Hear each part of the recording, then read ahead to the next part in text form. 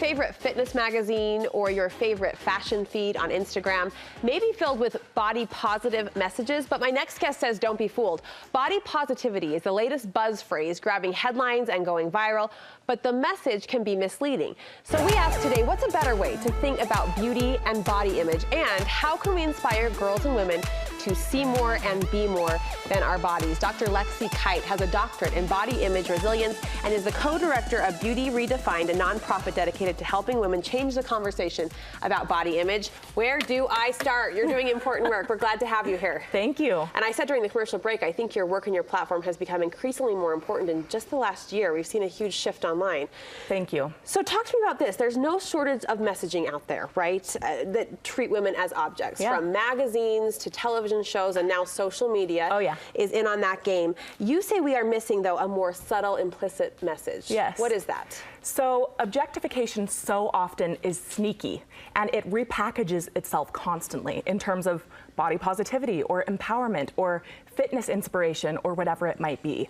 What Beauty Redefined is here to tell you, and all women, is that we are more than bodies, that we need to see more than this subtle message that is still just objectification wrapped in a pretty package. So let's focus in on that body positivity, which is a huge push right now. People are saying, hey, if the word, and it sounds good at surface, if the words are good, if I am building up my fellow woman with positive messages about her body or his body, why is that wrong?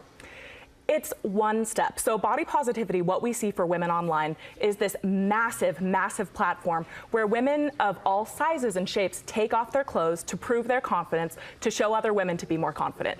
And we believe that that message is just subtly reinforcing that bodies are the most important thing about a woman still.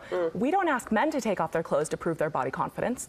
So when we see more images of more types of women in their underwear, or Sports Illustrated swimsuit issue came out last week, we see larger women on all fours nude, and we claim that that's body positive and empowering. We're here to call that out and say we can do better. Women are more than bodies. Objectification hurts us. It keeps us in this prison of our own bodies, where our confidence has to come from our bodies instead of who we are and what we can do. And we want to get out of that. You touched on fitness inspiration, and I want to just back away from the magazines for just a minute. I think we've all hopefully come in our minds to a place where we know that's Photoshopped, right? That's an image.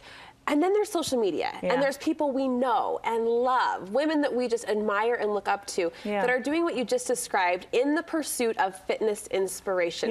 This gives me pause, Lexie. I don't quite know how to articulate why, other than it feels a little off. What are your thoughts on that? I can articulate that. We talk quite a bit about Fitspiration at Beauty Redefined. That's this buzzword, Fitspiration. So what you see is health being co-opted by beauty industries and by consumer culture that tells you health looks a certain way, that health is flat abs, it's being very thin, it's a round, firm behind. It's all of these new ideals that set us up as parts in need of fixing. But health isn't about what you look like on the outside, it's about what you can do. We have this mantra at Beauty Redefined: your body is an instrument, not an ornament. That is a game-changing statement. If you can look at all the messages you're seeing and critique them in terms of, is this telling me that my body is an instrument or an ornament? You can get somewhere so much better. Women that believe their bodies are instruments, are ornaments instead of instruments, get stuck in this place where they feel too self-conscious to go to the gym because they feel bloated, or they don't want to get sweaty and have people look at them.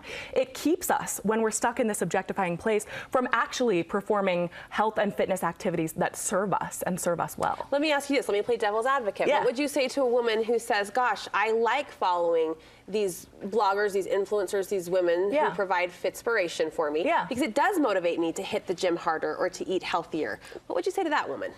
Well, I'm not going to shame or blame you for what you're following or what your inspiration comes from. But what research tells us is that when you are viewing all these before and after, bikini body guide photos and things like this, what most girls and women experience is self-comparison that leads to shame.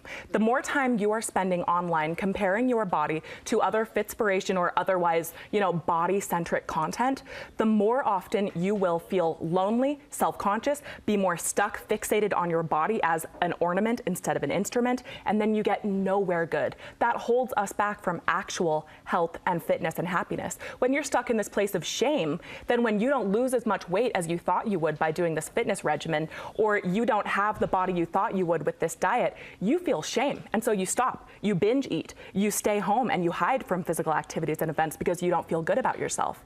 And that keeps women in this place as bodies to be looked at instead of so much more. I know part of your goal and your purpose and passion is to help change the conversation Yes. and change the dialogue. You feel one way we can do that is by putting forward the message as women, wives, and mothers to our, up and coming young daughters and generations that we are more than just beautiful. Yes. So often really well-meaning people and organizations, they want to help girls and women who we know have self-confidence issues and body image issues. And they say this message that largely sounds like this: you are so beautiful just the way you are. If you had any idea how beautiful you were, you wouldn't feel so self-conscious. You'd go out and change the world. See, but that sounds good, doesn't it? You're beautiful just the way you are. But wait, we're keeping it at beauty. We're here to tell you, you are more than beautiful. Sure, you are beautiful, but you are more. If all of your value and identity revolves around beauty as the best thing about you, you are forgetting that you are here to do and be and live and lead and serve and go beyond what the pretty vision of what you are. In line with that, another message you put out there: you are more than a body. Yeah,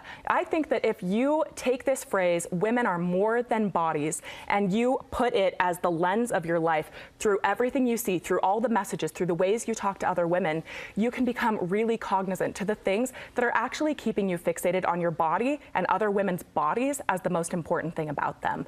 And it can help you kind of reframe conversations, talk to women about more than their bodies. In a lot of ways, we can take a cue from men in our lives. You don't see men on Instagram constantly saying things like, "Oh, you look so good, I'm so jealous," or "Oh, you're so handsome, where did you get that outfit?" But as women, we always talk about each other as bodies, and very rarely about anything else. We want you to up your game a little bit. Even if you give a looks-based compliment, go deeper. Talk about a character trait, a talent, an ability. Say, "I saw you playing soccer the other day. You are amazing. You need to teach me how to kick like that." I've got a firm 1 minute, so I hate to rush you on this last point because I know it's an important one, but quickly give us your views on flipping the script when it comes to modesty and the modesty conversation. Yeah, we talk a lot about dress codes here. I think it's very important, instead of talking about girls as bodies, as inches to be covered, that then become sexualized as we enforce all these codes against girls' bodies and their parts, that we reframe the conversation as, how do you feel in your body when you are dressed with a certain level of modesty, which is subjective? When girls and women are dressed like that, they can feel better. They can get past this place where they're fixated on, is everything in the right place? Are people looking at me? Do I feel good about this? It's how you feel, not just what you're wearing. It's how you feel, yeah. All right, I appreciate your passion and your perspective. Thank you so much. Thank you.